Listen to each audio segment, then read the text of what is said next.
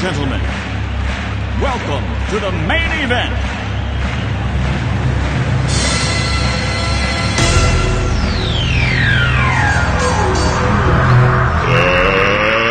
Let's get ready to rumble!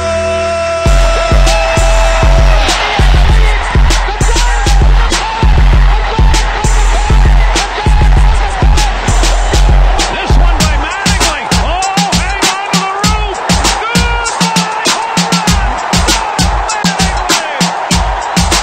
Montana looking, throwing in the end zone. 5 seconds left in the game. Do you believe in miracles? Yes! Little roller up along first. Behind the man. It gets through Buckner. Here comes Knight and the Mets win it.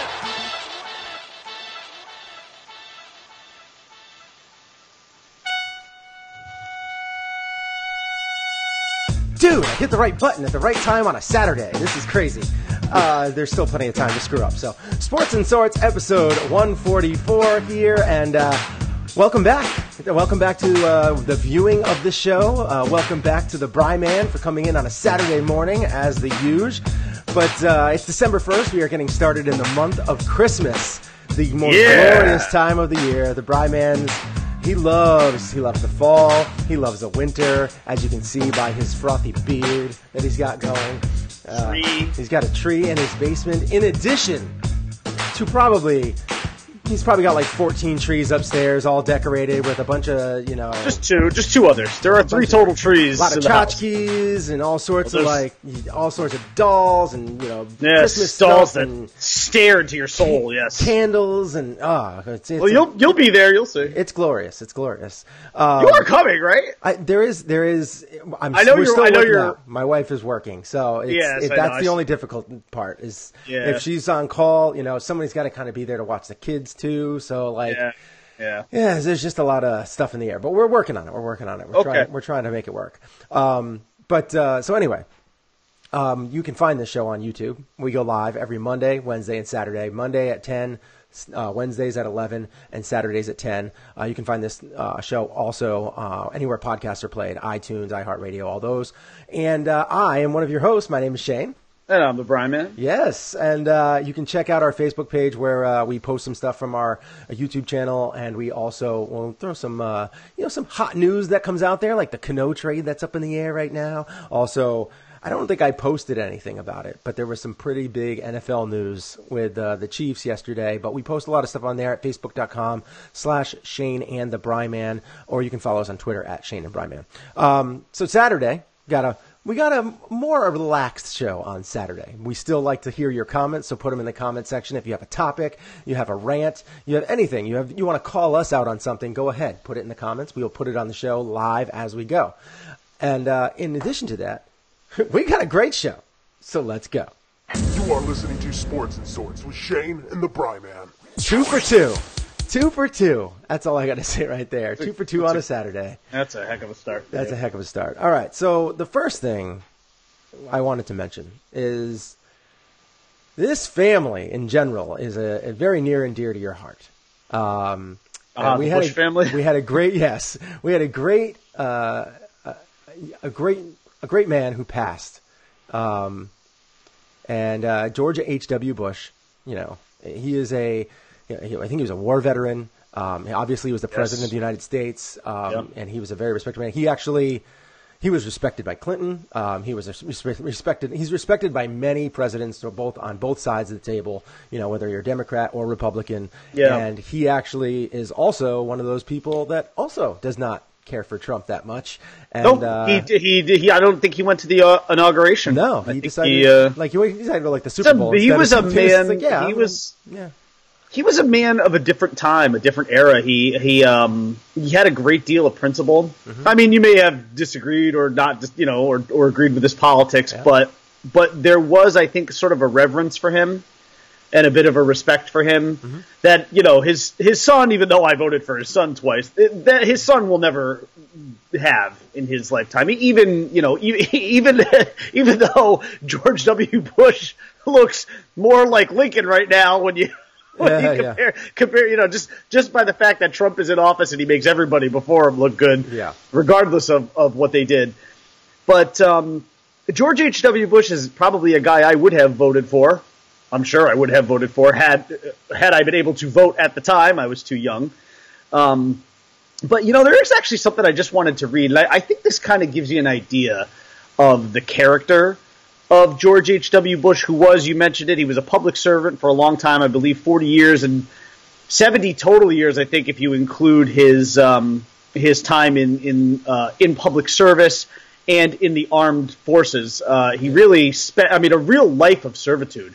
94 years old, passing away, 70 years of it spent in some form of service. None of us will accomplish that in our lifetimes. But I want to read this. This was the letter that, and I would also encourage you to read what President Obama put up on Twitter, as sort of a nice, a very, very nice kind of summary of George W. Bush's life and career. It was really well written, as President Obama always does. He's the epitome of class, and he really wrote something that was really, really beautiful. But I want to read this. This was the note, and it's not that long. This was the note that George H.W. Bush left for Bill Clinton. As you know, when presidents, change, the outgoing president usually always leaves some kind of a note to the incoming president. And I just thought this was nice. I'll read this very quickly. Okay. And keep in mind that this could not have been a very easy letter for George H.W. Bush to write, because at the time, this wasn't a guy who had served 2 terms. This was a guy who was beaten by Bill Clinton and ousted by the Clintons, and they really didn't like each other at first. They actually went on to form a very close bond and even a friendship by the time of George H.'s passing. They were pretty close. Their families had grown close. Yeah. But this was the note that George H.W. Bush wrote and left for Bill Clinton. So it says, "Dear Bill, when I walked into this office just now, I felt the same sense of wonder and respect that I felt 4 years ago. I know you will feel that too. I wish you great happiness here. I never felt the loneliness some presidents have described. There will be very tough times, made ever more difficult by criticism you may not think is fair. I'm not a very good one to give advice, but just don't let the critics discourage you or push you off course. You will be our underlined president when you read this note. I wish you well. I wish your family well. Your success now is our country's success. I am rooting hard for you." Man, we don't have... That is not politicians now. No. This is a different and uglier and more brutal and, let's be honest, less dignified time. Yeah. And this was a guy with amazing grace and class to write a letter like that. The fact that he underlined, "You will be our president." Man, that's and I'm rooting for you. Yeah. That's that's unprecedented. You would not see that kind of thing now coming out of this. I can't even imagine what Trump is going to leave. He won't leave anything. Good luck following my shoes. The country will never be as good again.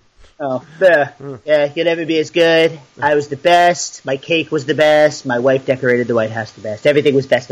You're going to be 3rd or 5th, maybe 12th best. It doesn't matter. Yeah, it's going to be a disaster. You know what he's going to do?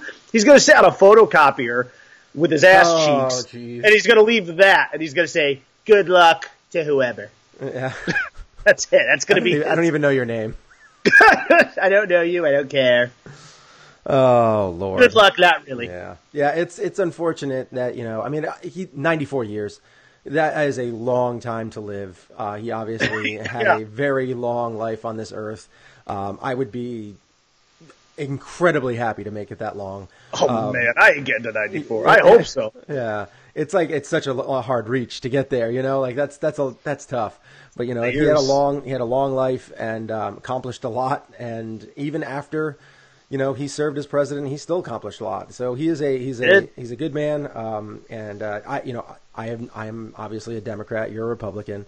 And I think that you can always pay respects to good people. And I have done that with John McCain in the past. Especially his daughter too. John McCain's daughter. She is an incredible woman as well. So I really, it stinks when you lose people like that. Because you just hope that he passed. He was a good man. Did a lot of good things. You just hope that there's a new person that can kind of fill that void, because we're just living such a crazy world right now. Yeah, well, farewell to 41. He wasn't the best president ever. I don't think anybody would ever say that, but he was, as you said, he was a very good man, a very accomplished man, and a very classy and dignified individual, I would say, right until the end. Right. All right, so on that note, we're going to move into something that, as I had talked about before, which is kind of we live in a crazy world. A crazy, messed up, bad world. Kareem Hunt, we're going to get in the NFL news right now. Kareem Hunt was released by the Chiefs after a video comes out showing him fighting with a couple people and mainly a woman. I'm going to play a quick clip that was released by the NFL just a little while ago. I think it was maybe last night. Steve Weisman here in the NFL Network newsroom with some breaking news just in. Chiefs running back Kareem Hunt has been released immediately by the team after a video surfaced showing Hunt pushing and kicking a woman in a Cleveland hotel back in February. Now, Hunt was sent home early from the Chiefs practice facility shortly after this video was published on Friday. According to Cleveland police, no arrests were made in the incident, and Hunt has not been charged. According to NFL Network insider Ian Rappaport, neither the NFL or the Chiefs had seen the video before it was released today. Now, the Chiefs released this statement just moments ago. Earlier this year, we were made aware of an incident involving running back Kareem Hunt. At that time, the National Football League and law enforcement initiated investigations into the issue. As part of our internal discussions with Kareem, several members of our management team spoke directly to him. Kareem was not truthful in those discussions. The video released today confirms that fact. We are releasing Kareem immediately. All right, so that was kind of what was released by the NFL Network just yesterday, I believe. Yep. I saw the video. I have seen the video. We have a list that we kind of throw back and forth to each other. You had seen it. You had made your little comment on there, and I went and clicked on it, and I was shocked. I don't know why I'm still shocked by this kind of stuff, but I was shocked to see Probably what happened. shouldn't be anymore. So two things. And I don't want to spend a lot of time on this because I don't want to show it I don't want to give him any more time in this than is needed. But I do want to say I want to applaud the Chiefs for taking such quick action. I know that a lot of people are giving them a lot of crap because, everybody says they can get the video. I don't know if that's the case. I think it's hard, and I think TMZ, which is kind of a shady operation, I mean, they are the type of people that will blackmail people to get videos or pay people off to get videos. Whereas the NFL Network the Chiefs organization, they're not going to do that because they'll get in trouble. TMZ, on the other hand, can do underhand crazy stuff and get videos and have them released. Whereas the NFL is a bigger operation, I don't want to say it's classier, just because of all the stuff that goes on. But I will say that they are more under the public scrutiny than TMZ. Theoretically, they should be classier. They should be, yes. But TMZ they just have that. They're paparazzi. It's they are. It's the Sun. Those magazines that you see in the thing. The Star, the Sun. That's all they are. That's what they are, and they're that without the publication, without the cheesy-looking publication when you go to check out at the grocery store. But they have those thumbnails. Oh, this guy said this, and then you look at and then half the time it's not as bad as you thought, But in this case, completely 100% terrible.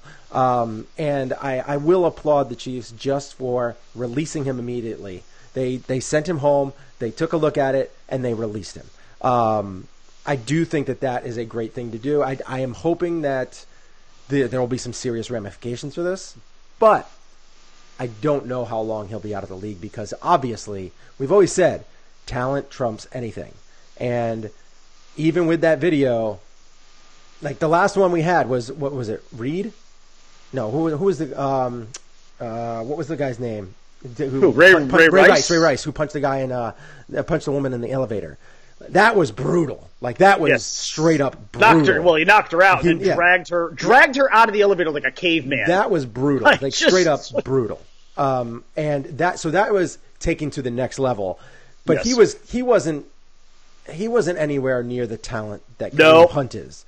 Nope. And Kareem Hunt's... It was a lot easier for the Ravens to do that than it probably was for the Chiefs to do this. Exactly. And the Chiefs still did it, so I applaud them, but I'm kind of...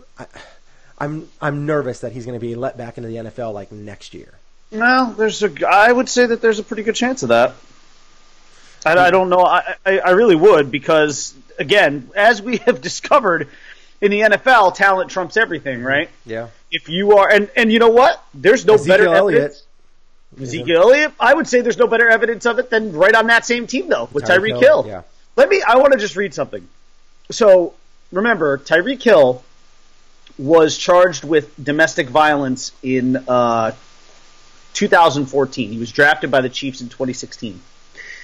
These are the details of that case. They are very, very disturbing. Oh. So, Hill's pregnant girlfriend, Crystal Espinal, told police Hill grabbed her by the neck, pinned her against a wall, threw her to the ground, picked her up by her hair, put her in a headlock, then sat on top of her, punching her in the stomach. She's pregnant, by the way. Oh, my God. Hill was immediately kicked off the football team at Oklahoma State, later pleaded guilty to domestic assault and battery by strangulation, and was sentenced to 3 years of probation. He's still on probation when the Chiefs drafted him, and if the Chiefs felt so strongly about violence against women that they won't tolerate Hunt, they were willing to draft Hill when Oklahoma State and most NFL teams had decided he wasn't someone that they would associate with. Yeah. So, again, talent trumps all. But I think with this particular case, if this had been 10 years ago, had issues in the past too, though. I think this isn't the first time that he's had an issue. No. And look, there is the flip side of this, because a lot of that video is taken out of context because there's no audio. The flip side, of course, is that she was calling him the N-word. She did slap him. Yeah. None of that is an excuse for him. You still got to turn your back and walk away. You got to walk away. You just got to say, listen, you know what, you ignorant bitch? Flip of the bird and walk away. I mean, that's it.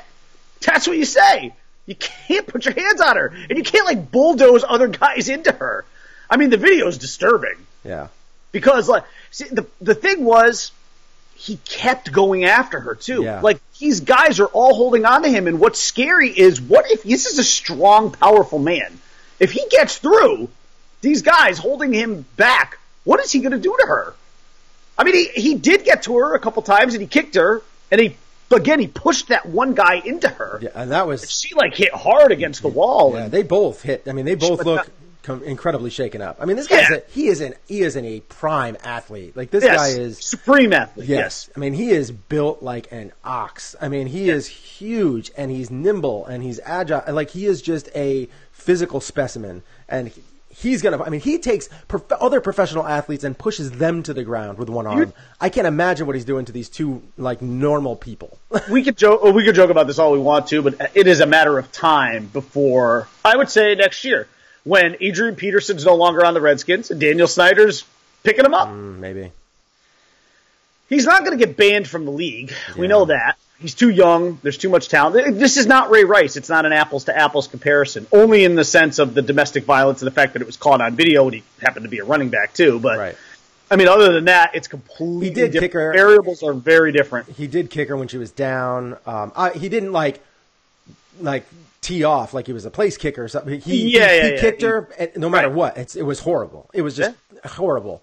But he didn't rail off on her. He kicked her to kind of push her over. But he also, he did some seriously violent things. He was going after her. And no matter what, is saying these athletes need to learn.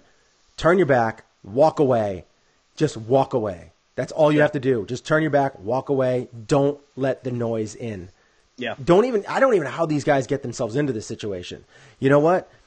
Take several years. You're not going to be in the NFL, not for long. You're not going to be in the league for long. Turn around and just take 10 years off from the nightclub scene. Go party when you're 30. I want to read you something that our friend Tim Callahan just sent me. This was a tweet from Pro Football Talk. Okay. And it's funny because I had made jokes. You saw my tweet yesterday about Tom Brady leaking this video to TMZ. So this is from Pro Football Talk. According to multiple sources, the Chiefs were not willing to investigate the Kareem Hunt video, but one AFC team did, and that unnamed team gave the tape to TMZ, going to assume it's a playoff team that got the tape. Oh my God. Like I joked about that. I'm telling you right now, it was the Patriots. I guarantee it was the Patriots. It had to be. Let's assume that is true. Okay, just for a second, let's entertain that as a possibility. Or the Steelers. I don't know. It's got to be the Patriots. I mean, like that. I mean, listen. Should we be surprised? That's the kind of world we live in, right? We make jokes about stuff like this, and it all turns out to be true. Oh my Lord. But I mean, can you imagine if that is true though? Yeah, the Chiefs were not. Well, we do know that the Chiefs were not willing to investigate it. Right. I mean, that much we know because they wanted to keep this under wraps for as long as possible. Right. And then they probably said to themselves, hey, look, if and when that video surfaces, we'll deal with it then. Well, it surfaced and you did what you had to do. Mm-hmm. But if it is true, by the way, I'm not saying that somebody shouldn't have gotten this tape into the light of day. That's the right thing to do. I don't think nobody's yelling at TMZ or whoever got them to release the tape. It had to happen. It had to be put out there. But you have to believe that there's okay, let's put it this way. Let's put it this way. I had like conspiracy theorist music. Oh my God. If this is true, that another team, a playoff team, leaked that video to TMZ, somehow found a way, though. Like, that's the one thing, though. Like, how is this team? The one thing I question about that is how is it that this team, whoever they are, found a way to get this video, whereas the Chiefs probably could have gotten it. Maybe this video is easier to access than we think. But to my point, if it's true, like seriously, what are the chances that it's the Patriots? I give it at least a coin flip. It's got to be I would say a coin flip. And then the rest of the field in the AFC. Yeah, that's in the playoff hunt. I don't know. That's crazy. That's crazy, man. This story will take some. It's a horrendously corrupt organization. It's all. I was texting Tim yesterday that I said the NFL is second only to the NCAA in terms of corruption, deception, violence, seediness, whatever. It's just an awful place. All right, and it's headed up by an absolutely vile dictator. He fits perfectly in the Trump era of it's perfect. All right, let's move on. Let's get actually into some actual sports talk here. Let's get into our NFL. Saints versus Cowboys happened on Thursday. What have you learned about this, Brian Man? I'm gonna even play this little clip because I haven't really played it that much, but I do want to know what you have learned here. What have you learned? Well, actually, I did just learn something else. Tim just told me that post was from a fake account of Pro Football Talk, not the real. So we can rule that out. The Patriots are not involved. Oh my gosh. But, hey, you know what? It's a Saturday show. At least it's not Monday or Wednesday. It's gonna happen. Yeah. It's gonna happen. Perfect. I'm not saying I wanted it to be the Patriots, but it served well as a Twitter joke. I was kind of hoping that it would be real, but anytime Tom Brady walks on a field, you are well within your right to throw a big floppy on that field. All right, go ahead. So, hey, look, we're gonna make mistakes from time to time. Yeah, that's fine. It was quick. It was a quick little thing that we threw out there, and who knows? It might actually happen. Yeah, I still wouldn't rule it out. But all right, what are we talking about? Saints and Cowboys. Saints versus Cowboys. I want to know what you've learned. Hey, what I learned was that DeMarcus Lawrence can put his money where his mouth is. Okay. But I tell you what, every time you thought the Saints were gonna put the ball in the end zone, the Cowboys defense had an answer. Yeah. Now there were one other thing I'll tell you about that game though. There were some calls that went unaddressed, specifically that helmet to helmet hit on Alvin Kamara, which I have to tell you, what is the NFL doing? The NFL. There was a lot of calls. There was a lot of bad non-calls and a lot of bad calls. Well, that's really bad. Yeah. That's the story of the NFL, though, isn't it? Right now, I think it was more blatant this week. That helmet to helmet was egregious. I mean, Alvin Kamara was like stumbling back to his feet. Yeah. I'm sorry, but look, the NFL. But look, if that had been a quarterback, though, oh my God, there would have been a fine, a suspension. The guy would have probably been physically escorted off the field. Whoever got anywhere near either Drew Brees or Dak Prescott. But the fact that it was just. And look, take a look at the NFL. Look at tape this year. The NFL is not making these calls. They're not making helmet-to-helmet calls this year, unless they're quarterback-related. Or I should say, anytime you touch the quarterback, that's getting a flag. It doesn't even matter whether it's helmet-to-helmet. Helmet-to-helmet, you're getting tossed out of the game. But on this particular play, and there have been a lot of other plays like that this year, the refs are not throwing the flag. And there were two guys that had a look at that play, one from each side. You can't tell me they didn't see it, and then you're seeing Alvin Kamara stumble up to his feet like a drunkard? Come on. I'm sorry, but I don't want to take anything else away from the actual game. The game was good. If you like defensive games, this was a solid game. I think what the Cowboys showed you is that they might actually be for real. I was not willing to say that about them a week ago.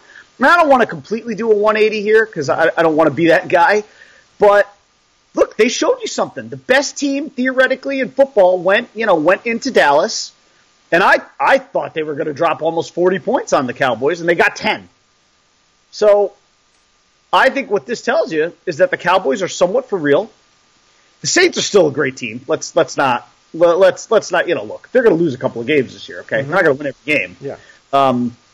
But I think the Cowboys are a legit team. They absolutely should win this division now. They're going to probably almost certainly be a playoff team. And look, we'll see. Here's what I want to see about the Cowboys. What's going to happen, because they're going to have to, when they have to play a road playoff game. How are they going to do that? Is it going to be, Ezekiel Elliott, feed me. I will tell you this, though. The Cowboys did show you the formula. Here's what I learned. The Cowboys showed you the formula for beating high-octane teams like the Saints and the Rams and, maybe even the Chiefs. You have to pound them with your running game. You have to own time of possession, and you have to be able to keep Drew Brees on the sideline. Yeah. And then when he does get in the game, you got to be able to rattle him and or turn the ball over. Yeah. But the Cowboys did show you there is a formula here for beating teams like them, for beating teams like the Saints, for beating teams like the Rams and or the Chiefs. There is a formula. The question is, can you execute it in December and January? It's going to be tough. For me, this whole game, was obviously the Cowboys' defense. They talked some smack. Yeah. Lawrence talked some smack, and he put up. They are a very talented team. They have a great linebacking core. I'm sure you've heard all of that, over the last basically. Well, what's his name there? Van Der Esch? Yeah. He's going to be the rookie of the year. Oh, yeah. He's going to be the rookie of the year. He's going to be the defensive rookie of the year. People are already comparing him to Brian Urlacher. Dial that back a little bit. But he's a good player, though. He's a very good player. Really good. And I don't think, as of right now, everybody likes Sean Lee on that team. They like him a lot. When he plays, he's great. The problem is he only plays half season. So they have two linebackers right now that are exceptional, and I think that they are going to be very happy with that going forward. It's a very good defensive team, but this is, to me, this Cowboys Saints game. As much as we both picked the Saints to win, we both basically picked them to destroy the Cowboys because the Cowboys we didn't think that could keep up with the Saints offense. Right. Now we got to see how good this defense actually is. The bad thing is you got Dak another win, and that's just increasing his likelihood for a larger and larger contract. And I am fine with that. I think that that's great because he's a guy he's going to be like that Trent Dilfer kind of. He's going to manage the game. Well, that's the but case. He can't win it for you. Right, but he can't win it for you. He could because that defense is so good. And if his defense gets even a little bit better, and they're like the top two defensive teams in the league, which they're close to now, if not. If they can just get a little bit more production and a little less fumbling and, a little bit more accuracy out of Dak, that would be great. And he could obviously take them to a championship. But I think it really has to work out perfectly for them to do that. And that is tough in the NFL. Because especially in the playoffs, because with this team, I don't see them being able to go 13-3 ever under Dak Prescott. I can see them consistently doing like the one time when they did it like 2 years ago. Right, but that was they had a much more loaded lineup at that point in time. They did. Their offensive line was the best in the league. They had Ezekiel Elliott who was just running wild everywhere. He was just running through gaping holes. It wasn't because of Dak. It wasn't because of Dak, but I just don't see them doing that on a consistent basis. I see them. What I see happening is you're going to have the best coaches in the league in the playoffs. If the Saints play the Cowboys again in New Orleans, the Saints will destroy them. Yeah, they will. I will guarantee they will destroy them. I believe that too. Peyton will not let this happen again. He has already formulated a game plan for the next time they meet. I am almost certain of it. He is not going to let this happen again. Although, who would have thunk that that Jason Garrett could have outfoxed Sean Payton even once? I mean, it can happen. I get. Look, you know what? Right, fool me once, shame on me. Yeah, exactly. Shame on you. Sorry. Whatever. Shame on somebody. There's a lot of shame. Shame. Yeah. So anyway, I think this is great because I think Dak is going to be locked up there for several years. He's going to get a good contract. It's going to hurt them to be able to get the receivers and all the other things that they need, the tight ends, and they're going to have to do it through the draft. But they're going to be constantly between 9-7 and 10-6, which is not going to help them get good draft picks. And I think that this is just going to be a snowball effect of not mediocrity, but it's going to be fringe playoff. They're going to constantly either be just being in the playoffs or they're going to be just out of the playoffs, and that's going to be what your life is going to be like for the next several years under Dak Prescott. That's how I feel. I still don't think they're going to go like I don't even know what their record is right now. They're like 7-5? Yeah, 7-5. So 7-5. They're in control of the division, right? So they're at 7-5. I would still not be. I wouldn't be shocked if they still tied in the East. Oh yeah, I can still see the Eagles going on a late run. Yeah. I mean, you just can't rule the Eagles out because I could see the Cowboys losing back-to-back games easily. Sure, right. I'm not like I don't want to. I can't sing their praises here, and I can't overreact because they didn't do anything special. Just their defense did. Their defense was amazing. Right. Offensively, there was nothing. And I mean, the Saints are decent on defense, but they're not great by any stretch.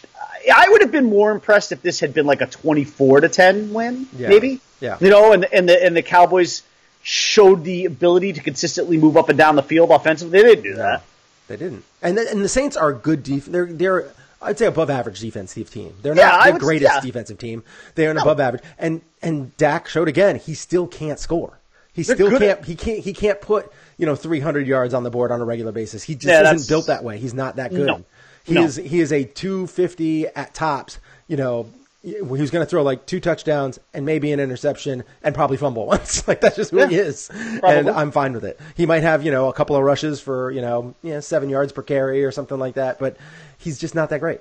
Average NFL starting quarterback. Yes, and I couldn't agree more with that. That's for sure. All right, so let's see what we got here. What happened? Oh man, there we go. Oh, we're having difficulties on. Here we go. There we go. We're back. All right, something happened. Were we were gone? No, it just was focusing on me only. Oh, and I had to correct it live as we're going. It makes it easy that way. Oh, good. I was picking my nose. So. Oh, perfect. All right. So Clint comes in. Bills are gonna squish the fish this week. Stop that talk. The Bills are gonna get smoked. So. From your lips to God's ears, buddy. Your Bills are gonna get smoked. I certainly hope so. Don't do that.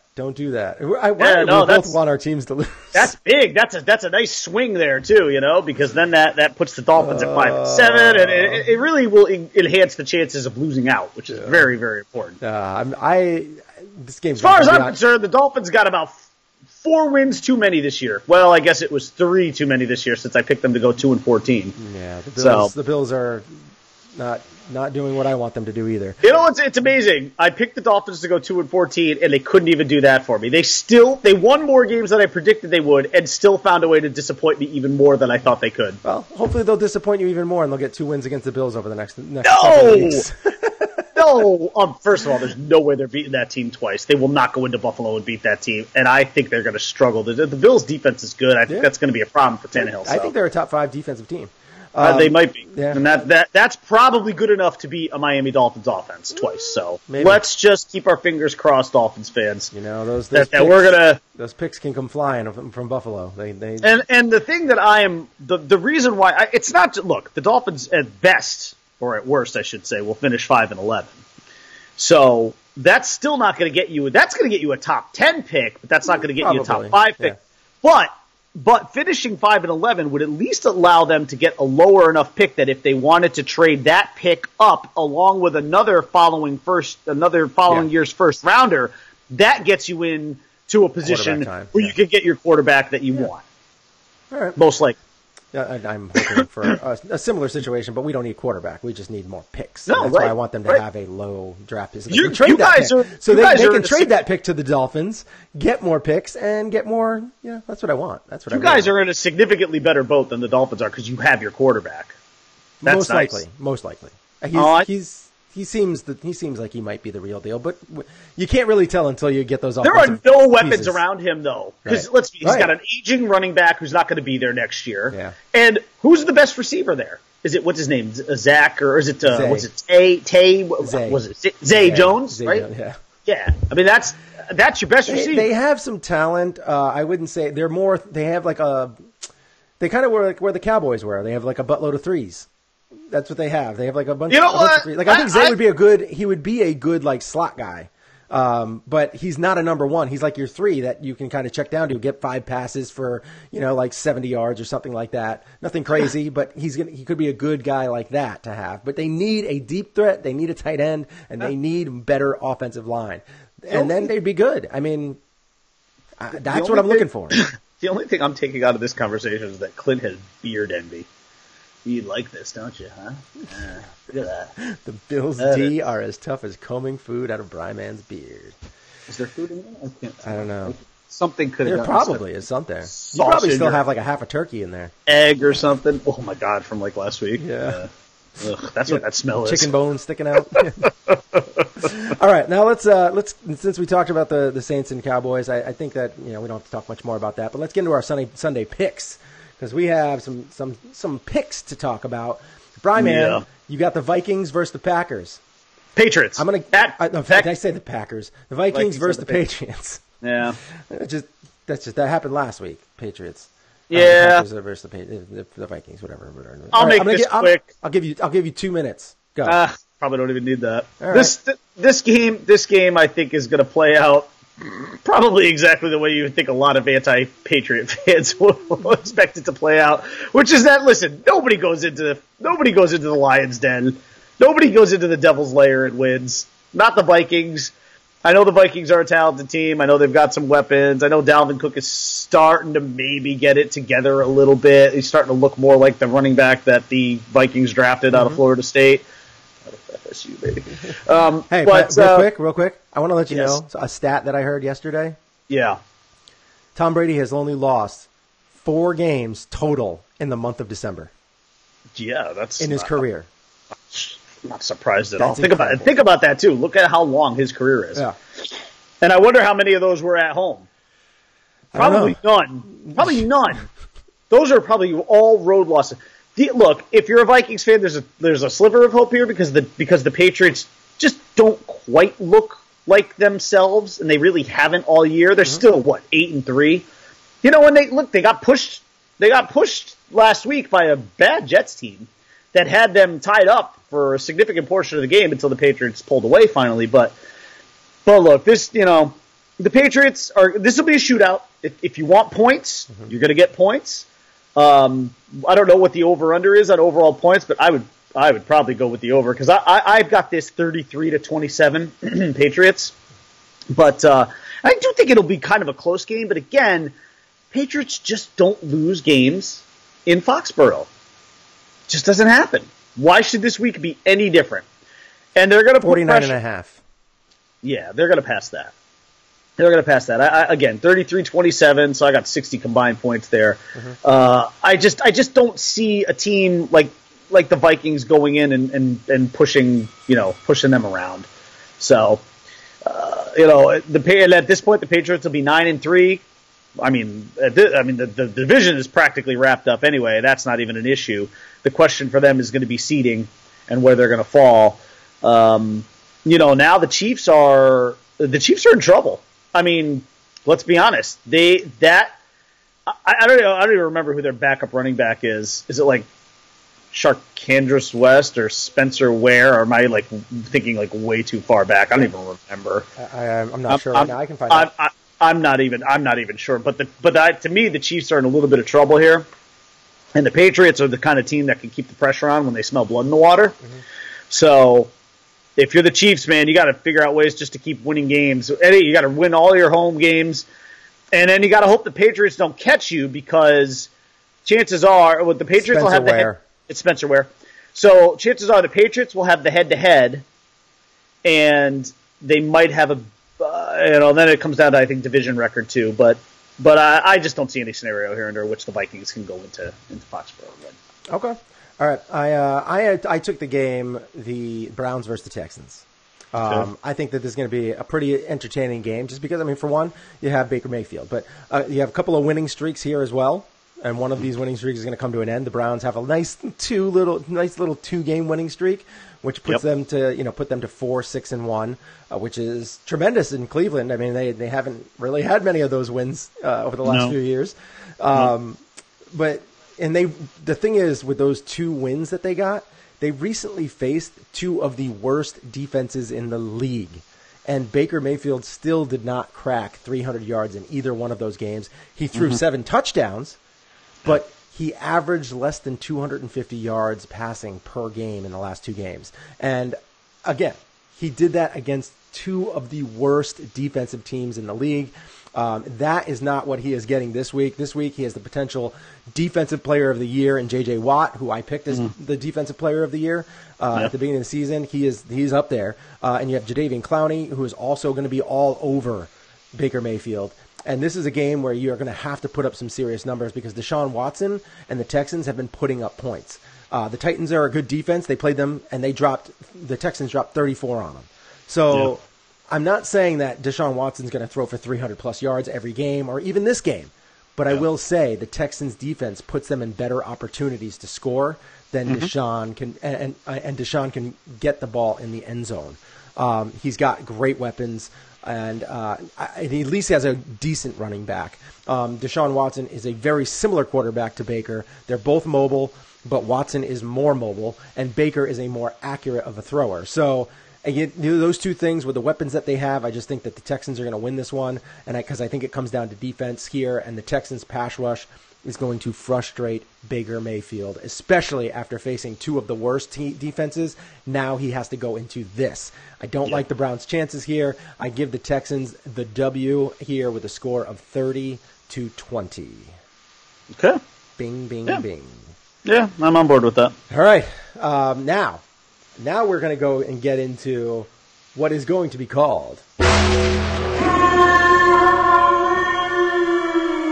Oh, yeah. This is the game of the week for sure. Sunday Night Football. I'll play it again. Chargers versus Steelers. Bryman, who you got? Where is this game? In Pittsburgh. It's Pittsburgh, yeah, I thought so. This is a heck of a game. The Steelers are coming off of a bad loss. The Chargers have been very steady this year. I'm a little bit worried, though, because do we have confirmation as to whether or not Melvin Gordon is playing? I don't think he is. I think he's out. Yeah. I will look that up, though. really, really hurts the Chargers offense because they have such a great balance on offense. You know, they pass very well, they run very well, they can keep a team's defense on the field longer. If you take away, and don't get me wrong, like I think I like what's their backup there, Austin Eckler. I like him; he's a good, solid player, but he's not Melvin Gordon. He's not that kind of dynamic. Because Melvin Gordon could just kill you in a multitude of ways. He really is, Melvin Gordon is right up there as far as he's in that top tier of running backs. He's a great pass catcher. He's a great runner. He's got an unbelievable speed. He lines up. They can line him up in all kinds of different formations. He's a wideout sometimes. But the Steelers, look, this is a game that they need to win, more probably for their psyche than anything else. I mean, I don't really need to worry about the division that much. And I think they will. I think they'll win this game at home. Not comfortably. I mean, even with Gordon possibly being out, the Chargers should still be competitive. They can still move the ball. Phillip Rivers, he'll get them up and down the field a few times, let's be honest. The Steelers' defense is not infallible by any stretch. You can put points on them. And I think that'll happen. But I think in Pittsburgh, place will be fired up. Towels will be waving. I just like... I know the Steelers came off of a pretty ugly loss last week, but I like them to bounce back in a game like this at home. I will go, and I'll even give them 30 points. I'm going to actually say 31-24 Steelers at home. All right. In the game of the week. Oh, okay. All right. I'm kind of with you here, but what I really want here is I really want the Chargers to win. This is kind of piggybacking off our last show when I said that there's a quarterback that I really want to win a Super Bowl in his career, and that is Phillip Rivers. And this year he has a team. This year his defense just got a huge upgrade because Bosa's back. Yes, and that's going to be very huge. True. And it's going to be interesting to see how Big Ben plays after calling out Antonio Brown, who I don't know how he's calling Antonio Brown out in the media and all that kind of stuff. Like I don't know. Antonio Brown is just as good as you. Like I don't know how thinks he has the authority to do that. But regardless of that, Melvin Gordon is out. He is out. I do think Eckler, or however you pronounce his last name, is. I mean, you just look at his numbers. He's like the James Conner kind of version of running backs. Like he's not as good as Le'Veon Bell, but he's gonna do well for you. And I think that's what's gonna happen here. I don't like how the Steelers, I mean, they're so uneven. You don't know which team is going to show up, and this has been going on for years. I do think that they're going to kind of probably puff their chests up a little bit and get a little amped up for this game because of the loss that they just had. Mm-hmm. But with that being said, that defense with Bosa that's a huge leap. They went from being an average defense probably to a top third defense. And now they have somebody that can get to the quarterback. And Big Ben is a big dude, but he's not as mobile as he used to be, and he does hold on to the ball a lot, which gets his receivers open. But I could see it getting him into trouble in this situation because Bosa is fresh. He hasn't played really much this whole year, and he finally came back. He is healthy, and he is ready to go.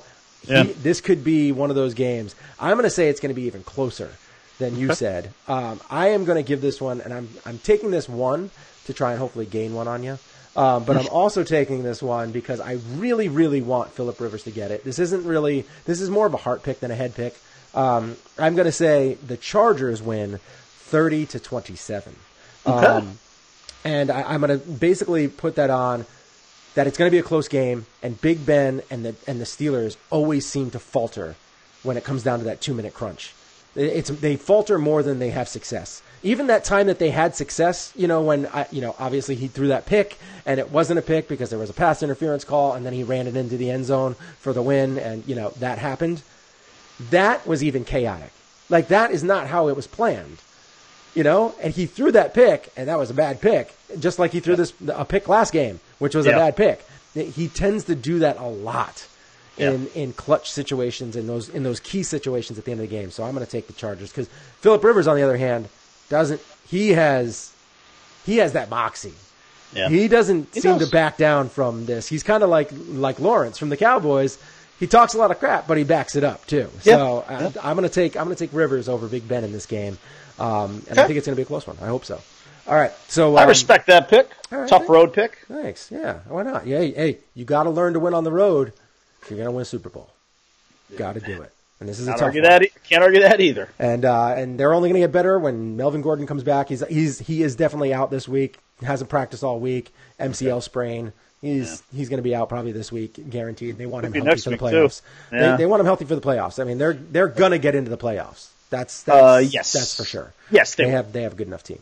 All right, so now let's. I think we're pretty much done with our NFL talk. Yes. We got a few minutes left. Let's talk Robinson Cano. Don't you know? He looks like he might be a New York Met. Thank God. Anything you want to say about this trade? I mean, actually, you know what? So I'll tell you what. It's not an awful trade for the Mets. I've been looking at it. I keep going back and forth on it. And essentially what's happening is you are trading a bunch of prospects and Jay Bruce, which is dead weight, to get and you're taking on the contract. You're taking on Robinson Cano's contract to get your hands on arguably the best closer in the game. And not only maybe the best closer in the game, but a guy with a lot of years of arbitration control. Yeah.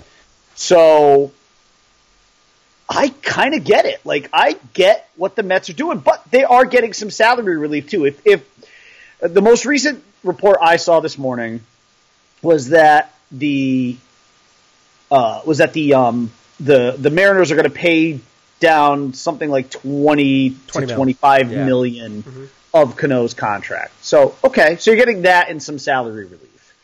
But you're getting Edwin Diaz, who is, 24 years old, just has hellacious stuff. Yeah.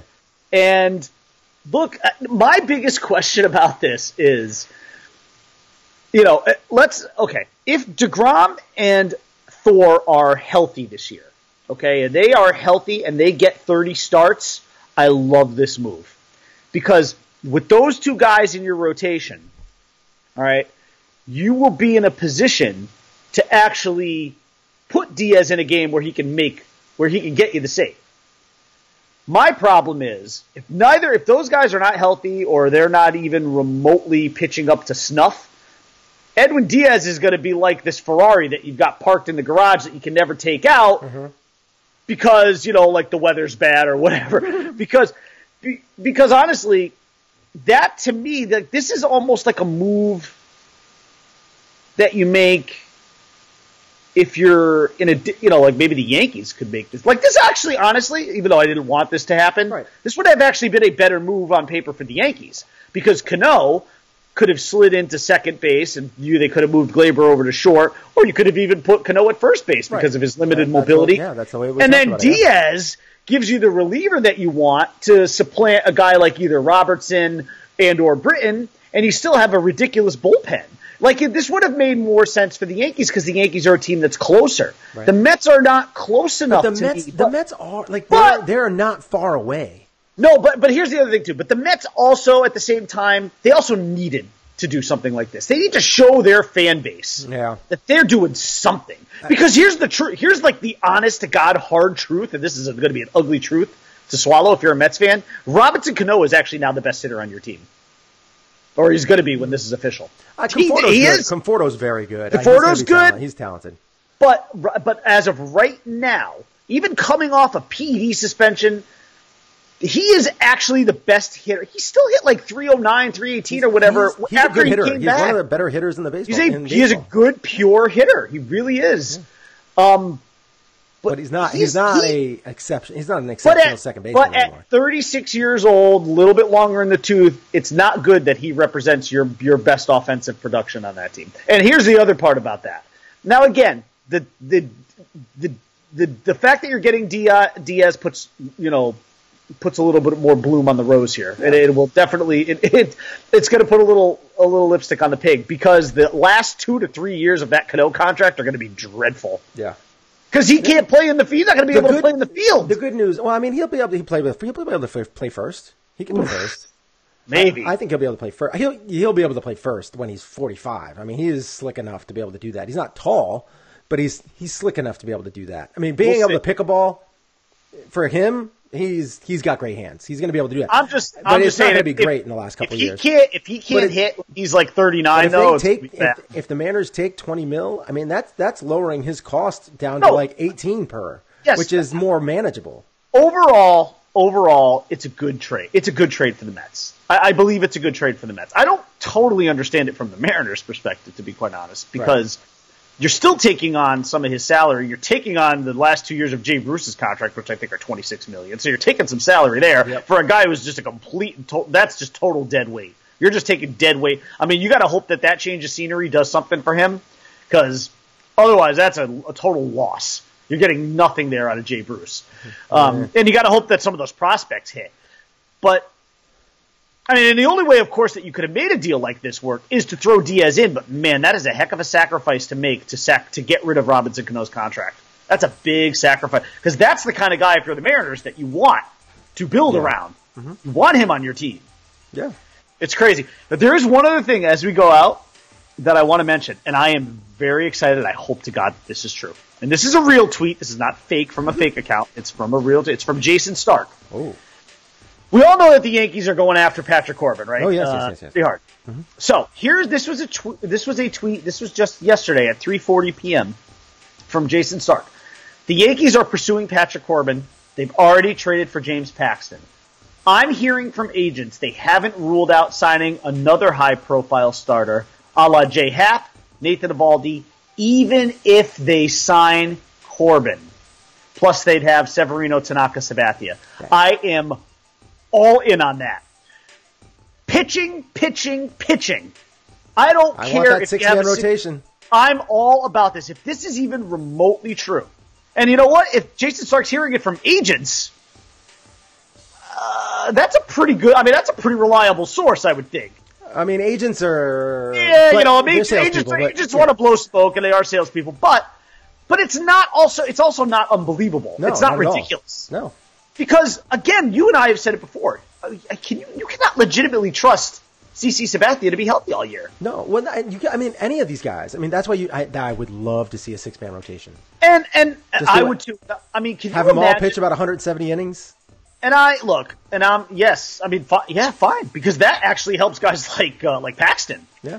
You know, Paxton, who was Tanaka, Severino, and help them all. If the Yankees want a six-man rotation, and the sixth guy is a Hall of Famer, I'm all over that. Because I'd so rather have that than Manny Machado. Please stay away from Manny Machado. Do it. Please stay away from him. The more that, the longer he's available, the more I get nervous. I really just want the Phillies to be stupid like they said they were going to be and just throw crazy money at him and Harper. Firing money off everywhere. Get it out of the way. It will help their team a lot if they get Machado. Sure. Yeah. Are you talking about the Phillies? Yeah. Absolutely. Look, he's going to help any team. It's just if he's the right fit or not. Right. Even I can't sit here and ridiculously say to your face that the Yankees would not be better with. Of course, they would be better with him. You can't put a guy with those kind of numbers in this kind of lineup and not expect them to be better. Mm-hmm. What it comes down to, I think, for guys like you and me, is we care probably just as much about the might and depth of their lineup as we do about team chemistry and things like karma. Mm-hmm. And that's the kind of stuff that worries me with Manny Machado. If none of this had happened, if Manny Machado had just played cleanly in the postseason, even if he didn't produce, even if he had just had the production that he had, but as long as he wasn't stepping on guys' heels and wasn't telling you that he's not a hustling player, I probably would have felt very differently about him. But the fact is, those two things did happen, and so I don't want him on the team. Yeah. There's still a good chance that that's going to happen because, but if the Yankees were to go get Corbin and sign another starter, I'd feel better that they were not interested in Machado because then I just don't see where all that money's coming from because you still got to get a reliever or two. Corbin, Happ, do it. Oh, my God. If they get Corbin and Happ, I don't need Eovaldi. But if you can get Corbin and Happ and then go bring either at least one of Robertson, I'd prefer Robertson, but one of Robertson or Britton back, Britain. I'd prefer Britain. And if they could somehow get Marwin Gonzalez, that's really still the guy I want. It kind of shocks me that we still haven't heard Marwin Gonzalez's name at all. Yeah. There's a couple of guys that I have not seen. I can't figure out. Well, LeMahieu is another guy I know like, you like, and his name just hasn't popped up anywhere. Right, either. and because they're the second tier. They're the second tier. It's pitching and those two super studs, which are Bryce and Machado. When they drop, then you're going to see everybody else just because then they're going to figure out what they're worth. In a week from tomorrow, when the winter meetings start, you're going to see. I mean, it's going to be like Doc Brown when this baby hits 88 miles per hour. You're going to see some serious, you know what? That's what's going to happen. The winter meetings are going to be a lot of fun this year. Because as soon as Corbin gets signed, then the pitcher's going to really have their idea of what they're worth. And because Corbin is the top guy. Yeah, right, pretty much. Yeah, and then as soon as he gets signed, they're going to have their idea. As soon as the first reliever gets signed, like a Britton or a Robertson, then those are going to fall. And as soon as you have Bryce or Machado. Those chips will fall, and then you're going to have that second tier just start firing off, and people are going to start handing out contracts left and right. Yeah. Because I am shocked that there's no real trade rumors on LeMahieu. Yes. He's a talented dude. I would love to have him on the Yankees, to be honest. All right, so that's pretty much it for our show today. Although I do want to mention that I did pick up your beer. It is. Look at that. Yeah. My bet winning beer. Yeah. So there it is. I bought so there's 2 4-packs. I bought one for myself because I didn't want to poach one of yours. So I bought a 4-pack for myself, and I don't drink a lot of beer. I just don't. It's not something that I drink very often, but I do enjoy beer when I do have it. I try and drink good. You beer. like scotch and your dog backs. I like bourbon and bourbon. I hate my cat. I wish I had my dog still. My Ruthie. Bourbon's hardcore. I love bourbon. Yeah, Ruthie was a. Yeah. That was a dog. I have her ashes over there. She was a sweetie. My poor Ruthie. Screw your cat. She's a. Well, thanks guys for not making any noise today. My cat's 19. This is ridiculous. All right. So anyway, and she doesn't look. She doesn't look like she's going to die anytime soon. Like it's. I like how you sound so depressed. So there's multiple occasions here. I've taken her to the vet because she looks like she's dying. Yeah. Take her to the vet, and they're like, no, she's sleepy. No. They tell me she's dying. Oh, they're like, this is probably the end of the line for her. It's time. Okay? But. So we can't really do surgery on her because, she's so old. We don't know if she'll recover and all that. You don't do surgery on 19-year-old cats. And so we can't really do that. But she does have like an abscess in her stomach, and it's like blocking her intestine, all that. Okay. Right. But so if you give her these drops that we'll give you, you just have to put them in her mouth, 3 times a day. And there'll be some relief or something, right? And like they were like, there's like basically like a 10% chance that she's going to be fine. A week and a half later, she's better than normal, running around and like she's great. And then the next thanks for the drops. I take her and I she's been really she's been getting sick more often and she's just not looking good. And then then this happens a year later. She looks bad. She looks pale, it's like jaundice. And they say, she thinks she looks like she's having like liver failure and kidney failure. Like she's in rough shape. Take these drops and good luck. Like this is not going to work out. And then I give her, and that was 6 months ago. She's great. One of these days, you know what's going to happen too, and then you're going to be like, okay, I know what I'm going to do. I'm just not going to give her the drops. Then that's going to backfire, and she's going to recover on her own. I can't do it. I can't that's the problem. Is that as much as I don't want the cat, I can't not try. I have to at least try. Listen, man, that's a long time with a pet. I mean, I'm going to be upset. We're going to have a mass exodus here soon. I mean, we have 5 cats. 4 of them are 15 or older. I mean, we are going to have a mass exodus within the next few years. This is going to be ugly. Yeah, and then the 3-year-old's going to be on her own. I am much more a dog person. I love dogs. I've always had dogs, cats. But I will say the one thing that's been nice, not having a dog. Like there are so many pros to having a dog. They're just great. But the one con is all the crap that you have to clean up in the backyard. That is the con. And it's, you're always constantly, you can't play catch in the backyard because then you're stepping in it all. There's just, so that has been nice, but that's the only thing that's been nice. There's so many times that I'm like, I miss my dog. We don't have to do that, You have a really, fence there. because You have a fence we've there, got yeah. that dog run, Yeah. and it just eventually becomes, fertilizer. Yeah. Works out well. Except the grass grows ridiculously high back there. I can't imagine why. It's out of control. There's like this one patch, like our backyard's nice and smooth, right? And then Yeah. you just see the one dog run patch where the grass is it's like straw. Yeah. It's nuts. So anyway, yeah, I got you this beer. I had it. Yeah, I'm it's excited. a seasonal thing that Goose Island does. It's limited.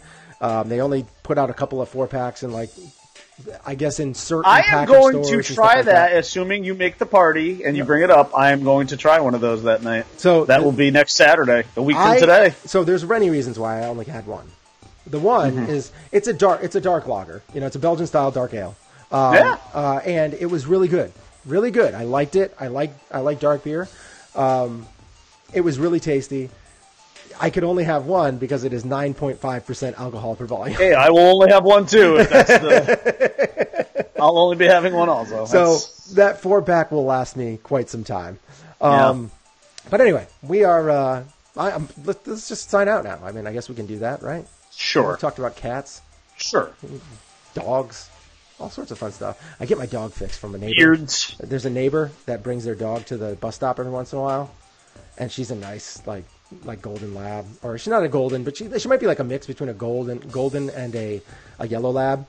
She's kind of got like a little bit longer hair than a yellow lab, but it's not quite golden, length.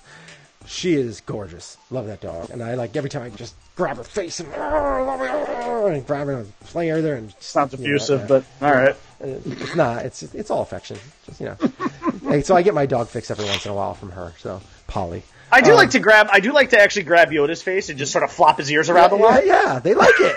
They like it. It's the best. All right, so you can find me on Twitter at IronHornetsFinkle. You can find me on Twitter at _Bry_man. And on top of that, you can always find the show anywhere podcasts are played. That's iTunes. Anywhere. You can Stitcher, go to our website. Sprinkler, Slayer, iTunes, No, probably Google not Play. Slayer. But you can find Tinder. You can also go to our website, which is Tinder. no, swipe left or right. Swipe I don't know. left. I don't know. I don't know. Farmers. What is they? Farmer. They have like a farmer one. They have like a. Oh God, yeah. What's the jingle? FarmersOnly.com. Yes, yeah. Farmers Only. Yeah. Yeah, we're not on that. No. So I mean, I do live out in the country, but you can find us anywhere podcasts are played. Obviously, you can find us on our website, which is www.sportsandsorts.libsyn.com. You can all our links are there. So all our social media, that's at Shane and Bryman, Facebook.com/Shane and the Bryman. You can find it all there. You can find our YouTube channel on there. Just click the link; it takes you right to our channel. We appreciate the new subscribers and the new comments that have been happening on the page. I try and check them all out. I will at least give them a thumbs up. If not, maybe even talk about them on the show. So thank you guys for commenting. I really appreciate it. And other than that, we will be back on Monday to talk about what happened on Sunday and Monday Night Football. And hopefully some trades will get pushed through, and we can talk about that too, because baseball is fun. And, basketball is, heating up a little bit. I was actually watching Trae Young play recently, and I was shocked at his 3-point percentage. Very low.